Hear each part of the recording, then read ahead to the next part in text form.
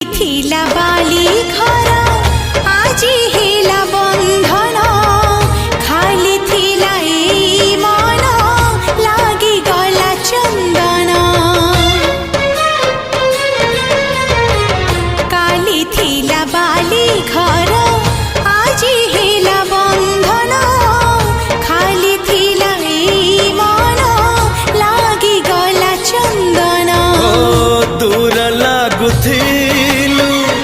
पाखे धरा देलु बाट चलिबाकू साथी करि नेलु कथा दिली जाई छाड़ी फेरि भी तो घरे तू जदि अछु मो पाखरे